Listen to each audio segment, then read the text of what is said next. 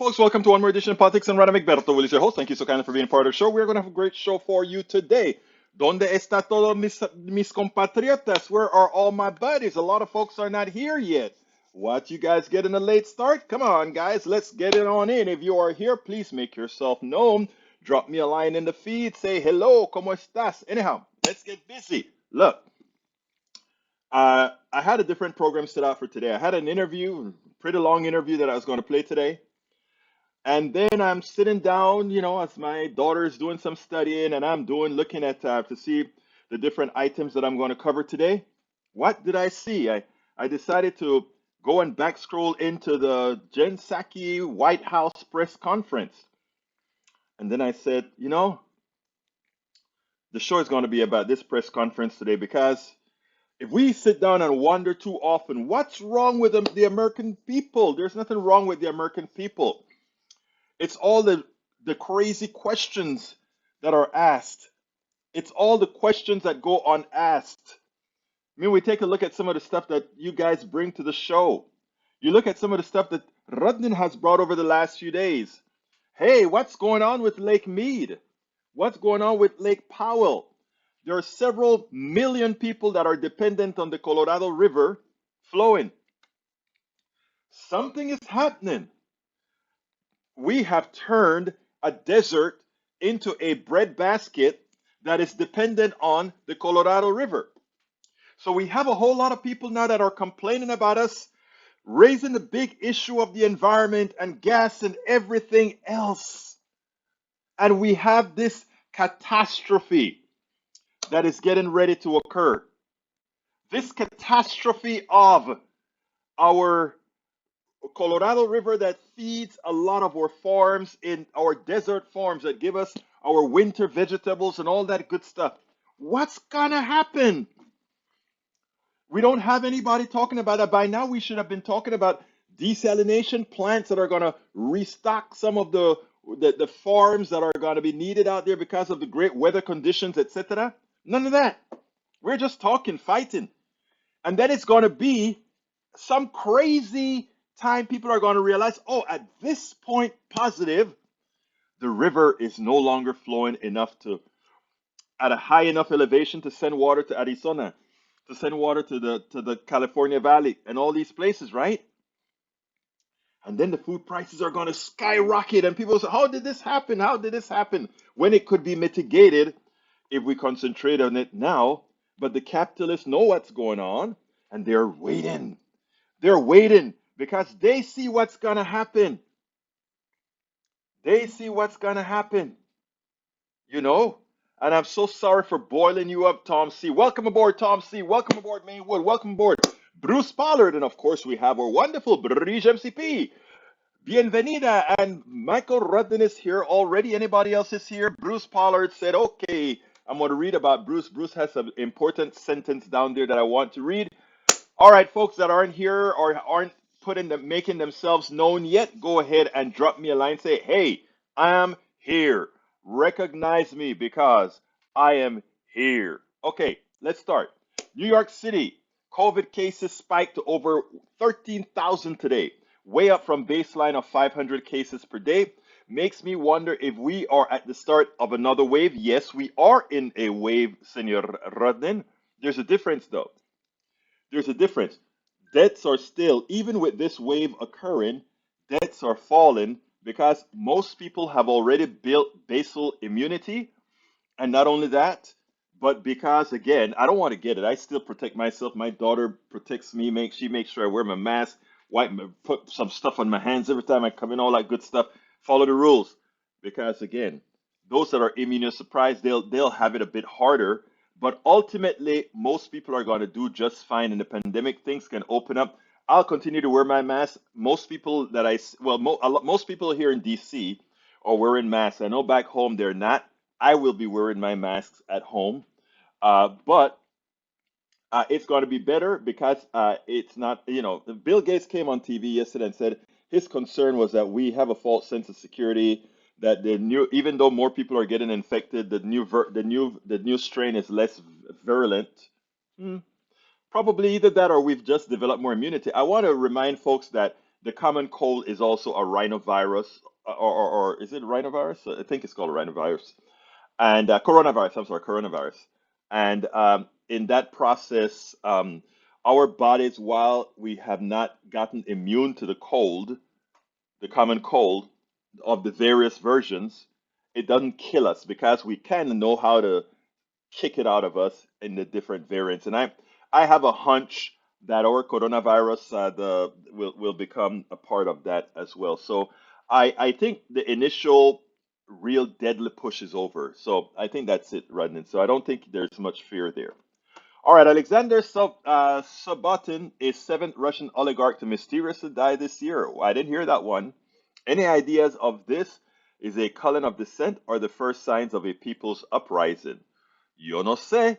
Whichever one, they're not good. Senator Bob Casey, anti-abortion Democrat, backs bill to codify abortion rights despite Casey's support. The legislation lacks 60 votes to defeat it, and I don't think Manchin supports it either. Eliminating abortion rights, contraception rights, privacy rights are widely unpopular with the people, and perhaps more than any other single issue, including January 6th, Republicans are going to feel it on election day. I agree with that 100%. All right, AVQ says he's watching from Twitch. Let's see.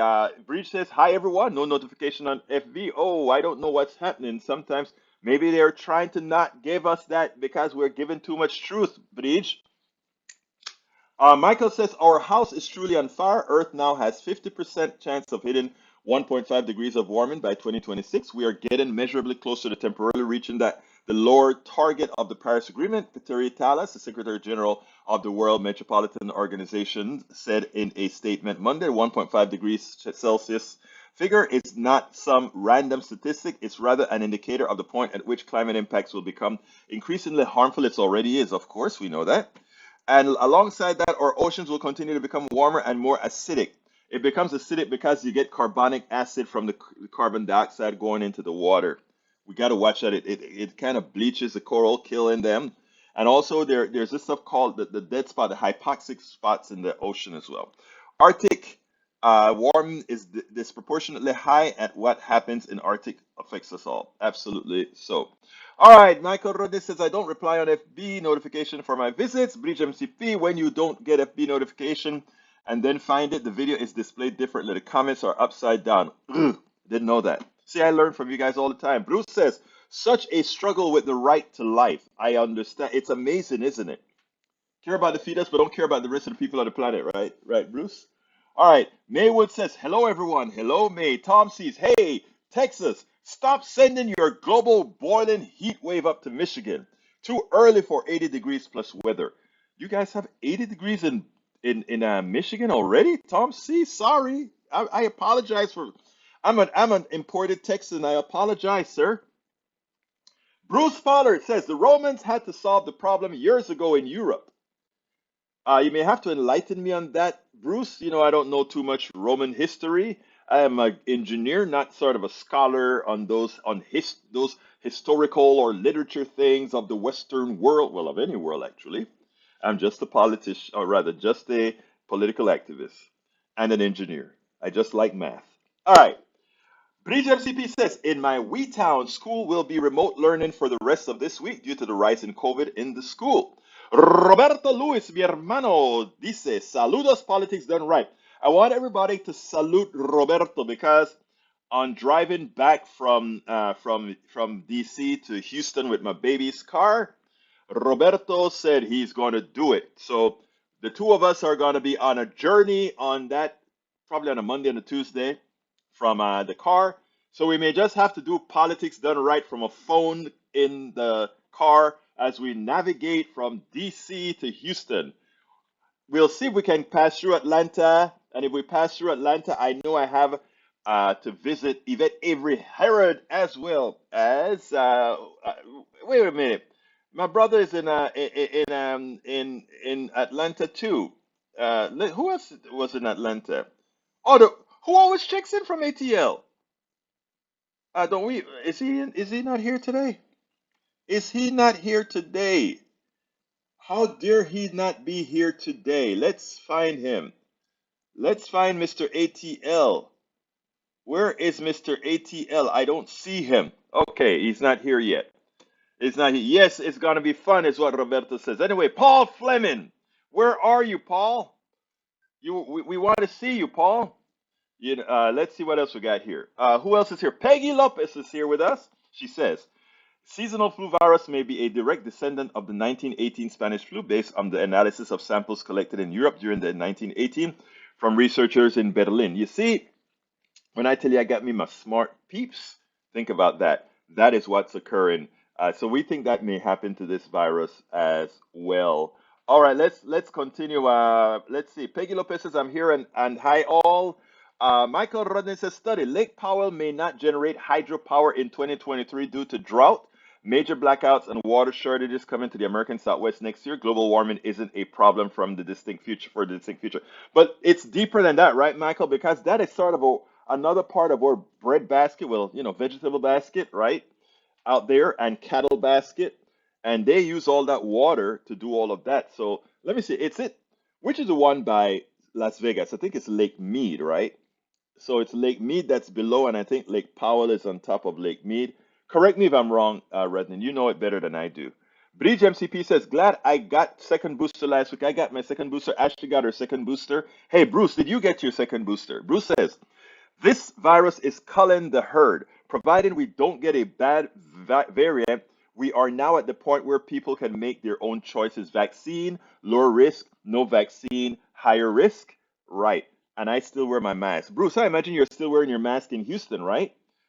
Or am I going to look weird in Houston? I don't care, but because I'm going to wear mine. Maywood says, yes, I'm fully vaccinated. Still need the second booster. Go get it. Go get it, Maywood. Please do. Michael Renner says, Egberto, catching a common cold and then catching coronavirus worsens the COVID case. Study immune distraction from previous colds leads to worse COVID infections. Great. Seasonal flu from Peggy Lopez. Seasonal flu virus. Maybe I read that one. Melanie Keelan is here. Welcome, Melanie. How are you doing, my friend? She says, good evening. Bruce Pollard said 100 degrees in Texas today already. Oh my God, that is sort of like terrible, terrible. Oh, I don't want you restarting, computer. Not now. My computer just updated, and one of the three computers that we need to keep the program going was about to reboot. You know what that would have meant? All right, started. All right, continuing. Bruce says the Roman aqueduct system. Ah, that's what you're talking about. Yeah, actually, that was one of the first and it works completely on gravity. Very slight incline between valleys, and you just see that very slight incline. The reason I know about that is not history, Bruce, is because of engineering. Thank you. Okay, Peggy Lopez, 139-million-year-old fossil of a 13 feet pregnant Ichthyosaurus with several babies in her belly is unearthed in Chile. GOP will have to arrest her for dying while pregnant. Peggy, that was funny. I like it though. That was funny. They built aqueducts to supply water, clean water to their towns, cities, and settlements. Thank you, Maywood. Michael Renner says, that's the Bruce. Let's see. Roberto said it's got to be fun. It's got to be fun because let me tell you, if you ever go anywhere, Roberto and I have been all over. We've been to Mexico together. We've been all over the country together. And he's a salsero like no other. And he's going to have that playlist ready to go. El Señor Salsero having some Oscar de León con su salsa mayor. So we are going to have fun driving that long distance back to Houston. All right, let's see what else we got here. ATL checking in. Hey, your ears should be burning, Paul Fleming. We were just talking about you. In fact, I got a brain freeze. I said, where's my guy from Atlanta? I couldn't remember the name Paul. Welcome here, Paul. Peggy Lopez, just short 1,500 mile side trip to visit California. You know what? When I come to California, let me tell you what my plans are, guys. I am going to put up probably in a couple years, maybe a year or two. And this is my dream. I'm saying I'm going to put it up, I think what I want to do is get a GoFundMe. I want to get a small, well-equipped van with the satellite transmitter, with the thing in the back for processing the videos where I have all the stuff, and go around the country, right? And I don't mean just to like New York or San Diego or LA. I mean Timbuktu, Nebraska, and all that kind of stuff. And just go in there, go into a restaurant and have a seat and talk to people and ask them permission to video and talk about going through America and saying, hey, we can do better than we're doing, starting one person at a time. And I'm talking about driving into red America. People say, oh, wait, what about the militia and all of them? Well, I'll do it. I'll do it safely, of course. But the idea is to build a good politics done right van and go driving around the country and just talking to people and showing that actually it works. Somebody who's not scared to go ahead and first humble themselves to folk, even though they don't have to, and then have that conversation. That is my dream. Get into a van and drive all over America. All over America. And when I say all over, I mean all over. Okay, Bruce is double boosted. Thank you, Bruce. I'm happy. E2247 is in the house. He says, hello, relatives. What do you think of the Esper book and his alleged fights with the former guy? It would be great if these guys had come out earlier, right? And said, well, Trump wanted to bomb Mexico. Trump wanted to shoot the Black Lives Matter people in their legs. He wanted to send 250,000 troops to the border. Nutcase, why didn't we hear that before? Anyway, Bridge MCP says Egberto FB notification just popped up. Clicked it and screen is normal. Thank you. Carl Cox says flu is a virus that continues to mutate. Evolves equal evolution. Religious fanatics refuse to believe science. No, I think, well, yeah, you're right. Michael Rennie says, you'll pardon me having a bit of a casino laugh at this one. Second set of human remains found in receding Lake Mead water. I saw that. Actually, Ashley told me like, hey, Dad, did you hear about that? And I said, yes, I did. The shrinking reservoir in Las Vegas gave up its second discovery just weeks after a barrel was found containing a dead man's body. I saw that on TV. Hey, um, Rodnan, you didn't answer my question though. Which one is further north or northwest? Is it Powell or Lake Mead? I think Lake Powell feeds Lake Mead. Is that correct? Paul Fleming Sr., you didn't get a Facebook notification. How about that? Melissa E. Noble says three fires in southern Arizona near Patagonia, southern Colorado near Trinidad, and the Four Corners at Las Vegas. Heavy drought area. Hey, Melissa Noble, thank you for that. That you gave me a name of a guy that's going to be going around the country cooking. I sent him an email last night telling him about my expectations to get a van and drive around the country, not cooking like he is, but talking. So, I mean, that's kind of interesting and documenting that as I go and showing people what goes on. So anyway, I asked him for an interview. We'll see if we get an interview. Okay, Melissa said Roe versus Wade send all those Republicans and Supreme Court justices for wire hangers. Paint the hook red. Supreme Court of the United States, First Street. No. Ah, I like that, Melissa. Me gusta eso. That's a good idea. Bridge MCP says, Mr. Either and Paul Sr. Remember, I am eight. Peggy Lopez says, remember, I'm 80, so you will have to work quickly on getting that van. I'm looking forward to somehow meeting you at Starbucks and having a cup of coffee. I can't wait to meet you either, Peggy, and I don't care if you're 80. My mom is 85 or something like that. She's still trucking, and I imagine just listening and watching to you're trucking yourself. So it's going to be great seeing you. You've been with the movement a long time, young lady. Okay, we have E224 says Aztec aqueducts in Tenochtitlan before 1519 Spanish invasion worked great. I don't remember if I read about that one. I don't think I did. So I just learned something from E2247. Maywood says, yeah, drive around like Charles Kuralt. Yeah, do you remember Charles used to do that with CBS in the morning? But I want to do it sort of like map it out that I'll be on the road, let's say probably 3 months at a time. 3 months, come home, 3 months, come home, something like that. Alistair Water says, sorry I'm late. Alistair, you're forgiven. I heard you guys are burning up in Texas, and I'm going to be there pretty soon. I can't wait. All right, let's see what else we got here. Maywood says he was shot. Whoa. All right, Melanie Keelan says, done it. Alistair, maybe they'll find Hoffa. I don't know where Hoffa is. June Littler, welcome to Politics Done Right and actually talking to us. And notice, June, I said your name correctly. You don't have to come to DC or Texas to slap me around. I got your name right this time. Thank you. So June Littler was at our Ask Egberto Anything. It was fun, and I wanted to take some little excerpts out of it. I'm just so damn busy, I wasn't able to do it yet. But you guys, as usual, are like the best. You guys are just great. Paul Fleming. Hey, Paul, why don't you come to some of our Ask Egberto Anything? I know you have a lot to contribute, brother. Carl Cox says GOP has no problem with nuns who get pregnant when raped by priests. Oh, who said that? Carl? Carl, you're so mean, Carl. Paul Fleming says, you don't hear from these Republicans because they want to keep a paycheck and they all want to write books. Yes. Melissa says, yes, Dennis Starks. He's here in Houston. Yeah, if you speak to him or you go to one of his stuff, tell him that to answer my email. I don't think I received an email answer yet. Eric Hayes is in the house.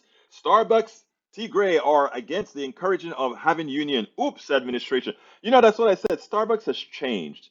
Starbucks, look, I want unions, whether a company treats whether a corporation treats its current employees great or not. I want unions, and here's why. You could have a great, you could have a great corporate leader right now, and when they go into their boardrooms to adjust their books, they decide that they want to cut this and cut that and cut the other. No, let's codify this stuff. Unions all the way. June Littler says, hooray, Egberto can finally speak English. I added that part. She just said hooray. Maywood said the guy that was in the barrel in Lake Mead, I don't know who he was. Carl Cox says, yes, nuns interviewed said it happened to them and others. Eric says, so I guess Biden has had the most paychecks in Congress over 47 years worth. Probably. But you know what? So what? I don't know. Does it matter? All right, folks, let me set this up. Today, I had a different program. I had Andy Schmookler was going to be our guest. Your guys are going to love this guy. I am going to start having probably a weekly or bi-weekly interview with this young man. Actually, he's not a young man. He's a little bit older than I am. And but he's going to. I like the way he thinks, and we're going to probably have a six-part series or something like that. I spoke to him about it. I owe him like 10 emails. I'll get back to you, brother. But anyhow, but anyhow, I started watching the Jen Psaki interview at the White House, and I'm like, my God, what's wrong with these reporters? Why aren't they asking about not what is immediately in front of you, but what most Americans aren't seeing? Americans need to know that Lake Powell is almost running dry, and that because Lake Powell is running dry, if we don't spend some money right now, not only to reduce pollution, because that won't solve things immediately, but to start building stuff. We need desalination plants. We need canals. We need to have major infrastructure projects to change America to what the new reality is going to be until we mitigate the carbon problem. What is that going to entail? That's going to entail desalination plants on the coast. That's going to entail bringing wet weather from some parts of the country into drier parts of the country, which means we need a network of canals and tubings, big job creators, and modifying and doing it in a environmentally safe manner where we can build canals where it's not environmental safe to build canals because it will change the dynamics, build pipelines, water pipelines, that is. There's a lot that we need to invest in, right?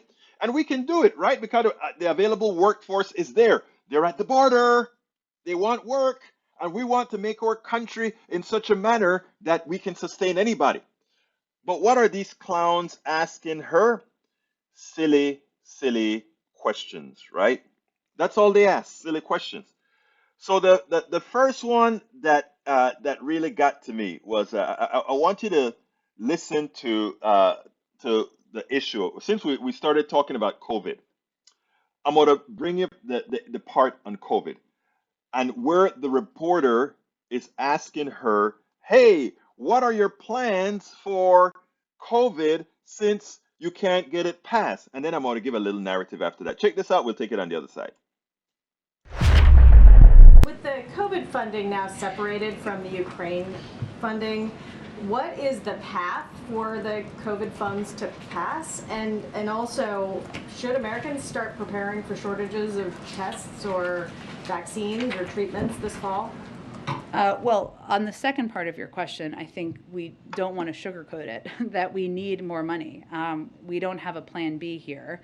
We will use the few funds we have remaining to continue getting tests, treatments, and vaccines out to Americans for as long as we can. And we're going to continue to work the phones, hold briefings, and make our case publicly and privately with lawmakers, imploring Congress to act immediately after to help us on our long overdue COVID needs. I will say that we are having conversations at a bipartisan level with bicameral about what the impact will be, which the president said in a statement yesterday. More Americans will die needlessly. And why? Because we're going to exhaust our treatment supply. We'll lose out to other countries on promising new treatments. We'll lose our place in line for America to order new COVID vaccines. We'll be unable to maintain our supply of COVID tests.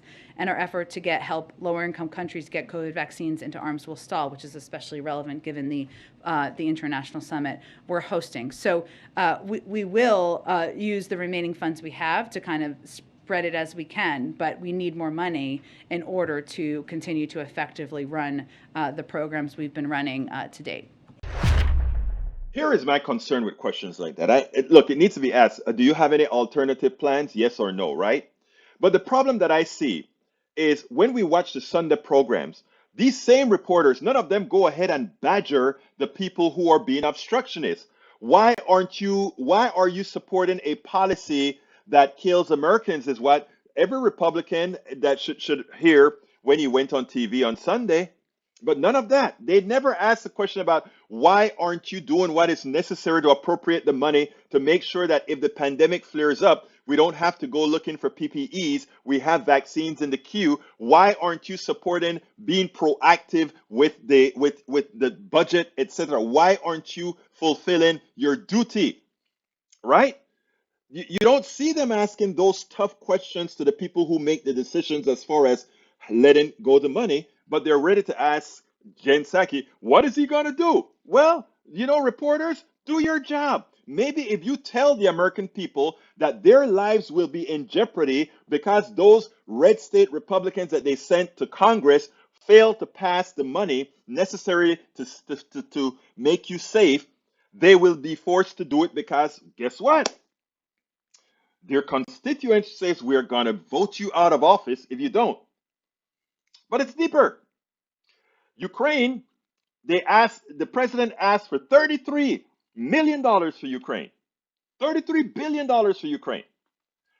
And you know what? By the time it was all over, Ukraine didn't get $33 billion. They got $40 billion. We have students that are asking for a break. We have mothers and fathers that are saying, give us some relief, please, so that I can get a job, self-sustaining. Just help us find a way to get our kids care.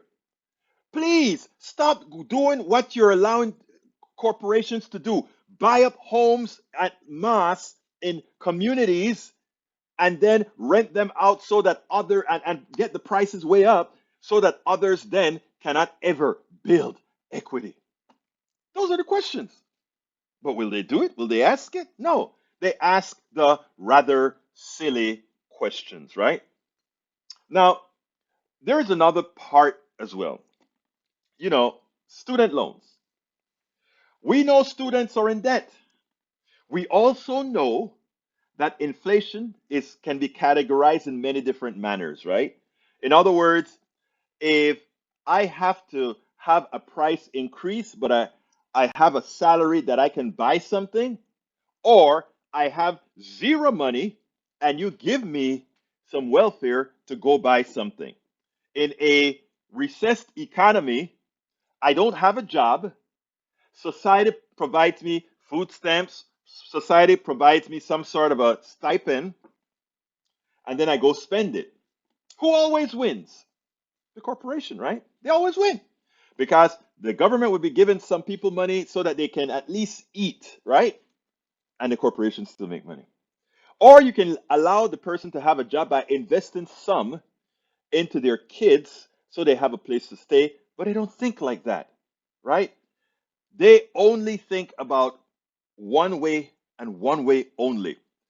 Keep prices low for the corporations all the time. And if there's a slight hint of an increase, guess what we do? We jack the prices up. But anyhow, this guy had the nerve to ask about student loans and inflation. Check out the response. Speaking of inflation, is he concerned at all that widespread loan forgiveness would actually increase inflation, further exacerbated by pumping money into the economy? I know some economists, and I don't have an official assessment from here, but I would say that Jared Bernstein, who is one of our economists, has spoken to this. And he's talked about more about the impact of pausing federal loan repayments and the fact that, in his view, and you can quote him directly, would be something like 0.001%, which, in his view, the impact of that, the impact of giving people relief who need relief, who are stressed and can't repay these loans right now as they're having higher costs in other areas, outweighs that impact. But again, I don't have a projection here on specifically what the inflationary impact would be. We spend a lot of time. Right. We don't know what the inflationary impact is going to be. But my question is, so what? If it's 0.1%, 0.2% because there's more monies to be spent, right? It doesn't only help the student who gets the break. It helps everybody who gets a more vibrant economy, because instead of all that money going to a central bank, a few bankers who then invest it in things that don't help society, that money goes straight into society. Economics 101, straight into society. And that we have a hard time expressing this to our counterparts, to our neoliberal Democrats and to Republicans. It is ultimately pathetic on our part that we have a hard time explaining it, or willful ignorance on their part. My brother says, hey, schools need to reduce their costs. Hey, I don't have a problem with talking about schools reducing their costs at all. But what I have a problem with is the major culprit, corporations not paying taxes and kids having to take loans out to supplement. In other words, we are subsidizing shareholders on both ends, on paying back our loans, and we are subsidizing shareholders also on what again? On paying for our college and having the intellect to go work for them. Understand that, folks. Understand that. Before I go to the other one, let me see what else we have here in the queue. Let's see. Bridge MCP says, love Jen Psaki. I love Jen Psaki. And, her replacement, Karine Jean Pierre, she did it a couple of times and she's good as well. She wrote a book recently and her publicist sent the stuff to interview her. And believe it or not, at that point, my interview schedule was full and I kind of dilly dally. By then, she had been working with the administration, and you know you're not going to get her now. But she wrote a book. I was supposed to have that interview, but she's a very smart woman, and she's going to come up to speed very, very fast. I think she's going to be a bit more reserved than Jen Psaki, and you know why. She's going to have to be a little bit more reserved than Jen Psaki. All right, don't have long. Better get it fast. Eric Hayes. Okay. Carl Cox says desalination plants needed all over the world to help supply water for irrigation and other needs. I agree. Eric says, bye, Saki. Have a nice time at MSNBC. I'll be watching her at MSNBC because now she can really unleash her inner koi, and I can't wait for. I just think she's a witty young woman. And I just think she's a witty young woman, and I just love to see when people just go out and say to hell with it, I am going to be me. And she comes across as that type of person. We'll see. All right, Democratic Party had 50 years to write Roe versus Wade into law with Carter, Clinton, Obama, each in full control of the White House. And I mean, Democrats are too often are wusses. Okay? They always sit down and think, what are the Republicans going to say if we try to push this stuff through? What are they going to do if we try to push this stuff through? Well, no, you don't care, you do it. When they didn't have their Supreme Court guy, they pushed it through. They said to hell with it. This is what we want, and this is what it's gonna be. That's what we have to learn to do, progressives. So listen to E2247 there now. All right, let's see what else we got here. Paul Fleming says Trump gave the money to the billionaires. Yes, he did. Yes, he did. Let's see what else we got. The longer the game of political theater continues, the worse things will get, according to brother E2247. Airy promises politicians make include the announcement by candidate Obama that the first thing he would do in office is the Freedom of Choice Act. No, the first thing he did in office was, I think, was supposed to be the Lead Better Act for women, right? I think, and he did it. But I have a lot of other problems with Obama that the least have. My problem is that Obama, I think, could have bent the neoliberal arc of America a little bit less or more to the left. In other words, take away its neoliberalism. I don't think he did as much as he actually could. Um, let's see what else we got here. Carl Cox says, right on Twitch, E2247, political stagnation and economic misery breeds rage, despair, and cynicism. It gives rise to demagogues, charlatans, and con artists. You're so right. Paul Fleming says, your Republicans listeners don't think this country don't have enough money to the people who supply the billions to give the other countries, not understanding that the money belongs to us first. It's amazing, isn't it? But you know what else also, Paul? Do you notice that you don't hear a lot of complaints when we have to sign, when we give money to, let's say, Ukraine? And it's not that we're giving money to Ukraine. The real thing is that the defense industrial complex, that $33 billion isn't going to Ukraine. It's going mostly to the defense industrial complex to build the bombs, to build the cruise missiles, to build the torpedoes that's going to knock a few more of the Russian ships under the sea. Watch Russia come to the table because they have to make the choice. Are we going to use a dirty bomb, real dirty bomb? Or are we going to use a theater nuclear weapon? I don't think so. Ouch, we better find a way to get out of here. All right, let's see what else we got. Corporations are supporting both parties. Corporations are setting the prices, keeping us in inflationary times. Peggy Lopez, estás exactamente correcta. You're absolutely right. You're absolutely right. But let's qualify which Democrats. Neoliberals.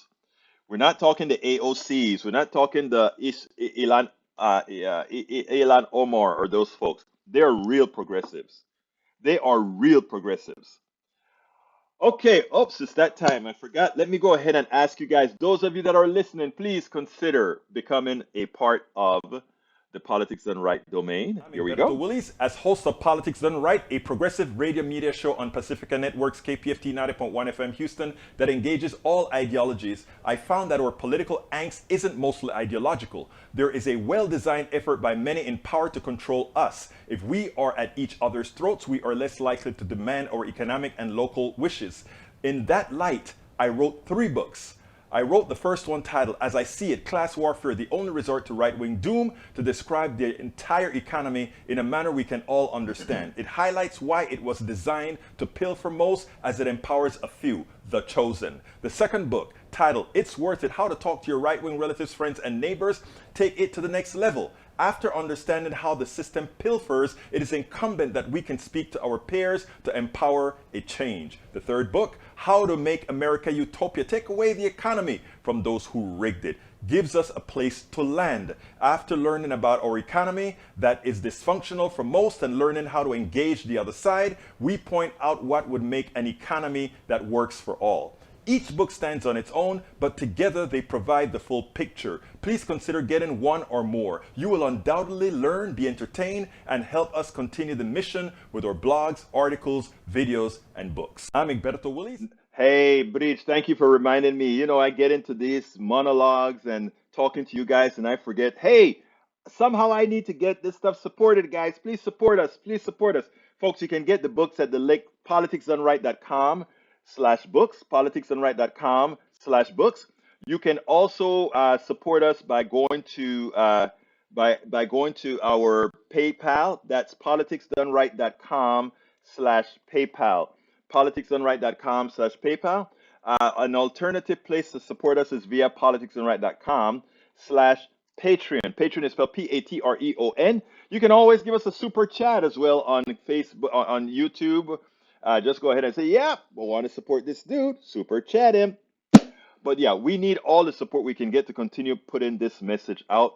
The sales of my books are not even close. We only make pennies on the books. You can go to see what how much Amazon actually gives you for per book based on the amount of pages we have. So we need all the support we can get. PayPal, Patreon, and YouTube. If you click on that thing, support us. Give us a coffee or so a month at YouTube. That will be like, hey, cool. And then you can get some of our T-shirts, our cups, some designed by you.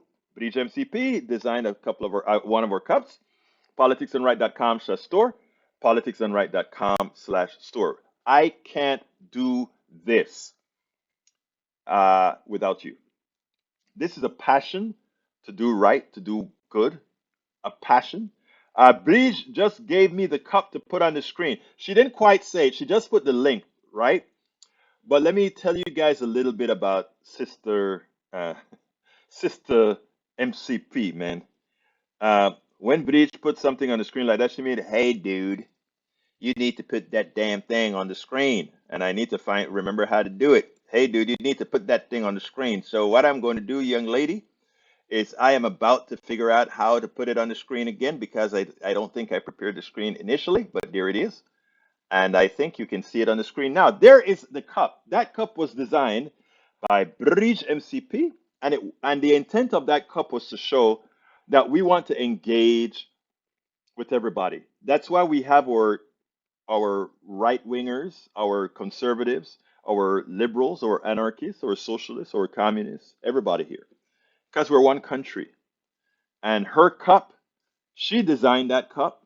And I think that cup did a great thing in saying we are all in this together. So thank you, British MCP, for that design, and now we sell it on as one of the ways to support the show. Get yourself one of our cups. And how do you get the cups? You know, British is probably saying right now, Egberto, how are you going to tell the people about the damn cup and don't tell them how to get the cup? Well, I'm buying time as I look it up. Here we go. There is the cup. That's the link to go ahead and get the cup, folks. There you go. If it doesn't work, let me know, but I think it works. All right, let's continue with the show. I think I did enough asking, so I need to go ahead and continue with your question before we have two more things to play for you. All right, where did I drop off? Where did I drop off? Welcome aboard, El Dububu. No, El Duidubu. El Duidubu. Welcome aboard. I don't think I've seen you here before, but thank you so kindly for being here. Who else have we got? We've got, it says it's willful ignorance. Remember the words. Nothing fundamentally is going to change. That's what Biden said. Uh, well, he said that, right? I remember. But here's the thing. Here's the thing. I didn't expect the stimulus package to be as strong as it was and do what it did. He went progressive on that. And on Build Back Better, he also went progressive. Let's call let's even though we all know that brother Biden is a neoliberal, let's give him the kudos that the progressive won that particular argument, and he is still trying, seems like to me, to get a lot of elements out of what Ilhan Omar and OAC are trying for. In fact, Ilhan Omar flew with him to Michigan. He's not trying to hide from the progressives. He's not progressive. Don't get me wrong. He's not. But he's not trying to hide from them the way other presidents have before. Clinton would always keep folks at a distance. Obama would always keep folks at a distance. I think Biden is a little bit, and maybe it's because he's so old, and it's like, I don't give a flying you know what, because he doesn't really mind. He's not a progressive, but he's doing progressive things. Some progressive things, I should say. Michael Rodney says, you have a great memory. The Lilly Ledbetter Fair Act of 2009 is a federal statute in the United States that was the first bill signed into law by U.S. President Barack Obama on January 29, 2009. Yeah, I remembered it because it's not that I have a good memory. They always say when something jars you, it's when you remember. So my memory is no different than anybody else's memory. What happened though is that in those days, that was a hell of a way to start your administration, telling women, I am here for you. You were an aggrieved class, and we're going to make sure. And the first thing that is very symbolic. And I think it's something that we needed to have done decades before, right? All right, British MCP says oh, that was the thing that I saw earlier. All right, let's see what else we got. Eric says only way Russia stops is if Putin is permanently stopped. Well, Trump likes Putin, so and his people, you know how that goes, guy. All right, let's see what else we got here. Michael Renner says, Egberto, nice impression. Thank you, brother. Thank you, thank you. Eric Hayes says, this is a Catch's sister MCP. That is Catch's sister MCP. Oh, you're right. It actually sounds like I'm a sort of like a rapper. Huh? Hey, you see, Bridge MCP, Eric is now going to call you Sister MCP. Sister MCP, is it okay? Let me hear you guys. Everybody, you know what I want you guys to do? Send me a little video. Let's see if you guys are going to do it for real. To info@politicsdoneright.com. Since Bridge always does she helps out the show a lot. Go ahead and say, "Hey, Sister MCP, leader of the PDR posse," or say something like that. Who's going to be good enough to give me a video like that? If anybody who does a video like that, I'm going to play it on the show. Sister MCP, or not Sister MCP, Sister MCP. Let's kind of get a little hip. See if we get some youngsters in here. All right, let's see what else we got here. Michael Ren says about Biden's statement, even the. Oh, wait a minute. Stop it. Stop it. You know why I love you, Michael Rudnin? We think alike, Michael Rudnin, because I have a special play for you, Mr. Rudnin. Let's go this way. One, remember what I said about reporters. They go to the White House and they ask the most silly questions. Questions that they generally don't ask the other side. They never say, why are you calling them snowflakes Republicans? Why are you being so hard on progressives? Why do you tease them so? They never do that. But the president decided to create a new name for the extremists in this country. He calls them the Ultra MAGA. And two reporters, not one, two reporters made that central to their questioning. And I want you to see how our beautiful red-headed Jen Psaki dispatched it like only Jen Psaki could. Just a question on messaging. Who came up with this phrase ultra MAGA? Why the need to kick it up a notch? Well, MAGA wasn't enough. I mean, why now use this phrase? I will tell you is the president's phrase, and the president made those comments himself just last week, as you know. And I think what has struck him is how extreme some of the policies and proposals are that a certain wing of the Republican Party that is taking up too much of the Republican Party are for and are advocating for. And you've heard the president talk about this. But it's not just obviously putting at risk a woman's right to make choices about her own health care. It is also, as you heard him talk about this morning, Rick Scott's extreme plan that will raise taxes on 75 million Americans making less than $100,000 a year. It is Rick Scott's plan to get rid of, eliminate, that's what sunset means, get rid of, Medicare and Social Security, something people over 70 in this country rely on. And it's also the obsession with culture wars and wars against Mickey Mouse and banning books. President thinks that's extreme. That is not what the American people care about or what they want. And so to him, adding a little ultra to it, give it a little extra pop. Go ahead. So then who is an ultra MAGA Republican? I would say people who support that portion of the Republican agenda. So Rob Portman, Susan Collins, Mitt Romney, would they be ultra MAGA Republicans? They can all make their own choices, Ed, and we can let others evaluate that. But I would say that the president's view is those who support a plan by Rick Scott, by Chairman Scott, that would raise taxes on 75 million Americans and get rid of, sunset, eliminate, whatever you want to call it, Medicare and Social Security. That's a MAGA position. And that includes the chairman of the Republican National Committee, That's a MAGA position. That is the chairman of the party. So that's what the president considers. But also, obviously, given 2/3 of the American people, according to a Fox News poll, believe that that Roe v. Wade should be protected. If you're on the other side of that, you're supporting an ultra MAGA position in the president's view. So we don't need to name call individuals unless they have positions that are aligned with what he feels is the ultra MAGA wing of the party. Booyah! Can you believe that? I love the way she handled it. But you know what is let me tell you what was the best thing that she did there. They asked about Ultra MAGA to actually put a pejorative on the president or the president's administration. But she used it instead to define what all the evil steps that Republicans have been doing, one after the other, all the things that will be extreme to the American population, one after the other. That reporter, in as much as they were trying to be pejorative against the president, she used that, turned it around, and used it to create the entire narrative showing all what Republicans are doing to hurt the American people. I mean, it was like wonderful. So I'm like, oh, yeah, come on, ask her more about Ultra MAGA because it looks like Ultra MAGA is going to pay off for the administration.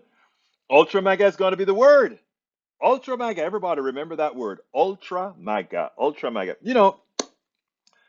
I have another one. Let's see if I have time for it. Gasoline, right? Um, I'm going to do it this way. It's important for us. I started on this yesterday. If we keep lying to the American people that let them believe, including the media, letting them believe that President Biden or any president for that matter has so much power in a capitalist society, in an oil industry driven by a capitalist society. Hey, wait, right then, this one you're going to like, right? In other words, with a capitalist society, the president does not have a lot of power. Why ask about gasoline in the way they ask about gasoline? I want you to listen to how Psaki handled the gasoline issue, and then we'll take it on the other side because she also castigated the oil industry that needs said castigation. On gas prices, despite the steps that the president has taken, despite tapping the strategic oil reserve, prices have hit a new high at $4.37 a gallon. How long should Americans be prepared to pay this much at the pump? Well, I would say you heard the president say today and reiterate today that he is relentlessly focused on easing Putin's price hike at the pump. And that means taking as many steps as he can to continue to lower costs for Americans. Now, the steps that he can take, and he has taken, of course, include a historic release from the Strategic Petroleum Reserve, leading the world in their release to ensure there's more supply in the global markets to reduce the price of oil, which is exactly what it has done. He's also taken steps that are definitely smaller, but meant to do anything possible, including issuing a waiver for E15 so that thousands of pumps in the Midwest could have gasoline that make it available to Americans so that that's 10 cents less. But he also is noted, and we would note, and he noted this morning, that oil companies should also do their part in ensuring they are not price gouging customers at the pump. As oil prices come down, so should gas prices at the pump, and that's also something that we are going to continue to watch closely and continue to call on steps to be taken. But given that the steps taken so far haven't been able to bring down prices, can Americans be confident that some of the steps that you're outlining now will be able to have an effect, or are prices just going to stay this way? Is Putin's price hike going to stay until Putin's war is over? Well, we certainly won't accept that. But what I think is important to note is the oil market is global, and what the president can do and will continue to do is ensure he's doing everything in his power to ensure that supply in the market meets the demand out there in the market. But the point is, when there is enough oil out there in the market, oil prices come down, as we've seen them come down, and gas prices should also come down. And that is something that Americans should be watching closely and be clear about where we're seeing price hikes come from. Absolutely so. Absolutely so. Folks, we are near the end of the program here. I want to ask you one more time to please remember to support Politics Done Right. The easy way to support us, you can find all the different ways to support Politics Done Right at, let me go ahead and give you the link, politicsdoneright.com/support. politicsdoneright.com/support. please be so kind to find whatever way, either getting our books, going to our store, going to getting our cups, going to Patreon, going to PayPal. We have all those options, and all of those are listed inside of politicsdoneright.com/support. Even Venmo, even Cash App, even what's the other one again? Zelle, whatever it's called, something like that. We Any support you can do to make sure we can continue to do this, please support the program. There is very important information. At Egberto Willis, I am not supporting until we get the RV and start traveling.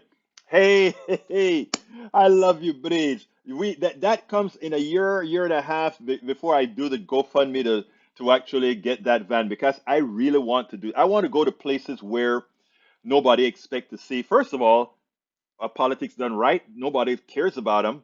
Secondly, think about this black dude that speaks Spanish going into Timbuktu, Wyoming, with a smile and with people apprehensive and not really know. Wonder what is this guy doing here? And saying, "Hey, this is what we're all about, right? America, bienvenidos a America." Think about that, man. I think it would be sort of a thing, and that is one of my real hopes, right? Because let's say, yay, and old white gay women would be great, eh? I love old white gray women, and you're not old, Breach. Come on now, you're not old. Anybody see your picture? No, you're not an old woman. You're a youngster, girlfriend. No, no, no. You're Sister MCP. I want somebody to send me something with Sister MCP. Please, please show some love to Sister MCP. Who's going to send me a little video with Sister MCP? Anyhow, folks, I got to get out of here. My name is Egberto Willies. This is Politics Done Right, and you guys know how I end this baby. I am what? Out. We spend a lot of time deconstructing the news, trying to parse it into a form that everybody can understand. We try to find those little nitpicks where it flies above the fray, etc. If you really like these videos that we do, I want to ask a big favor. Please go ahead. Number one, subscribe to our channel, and number two, please join if you can. Thank you so kindly for watching. Keep watching. Please remember to share. We must populate the entire internet with our progressive message, a message that we know is what most Americans say that they want. So help us, please join.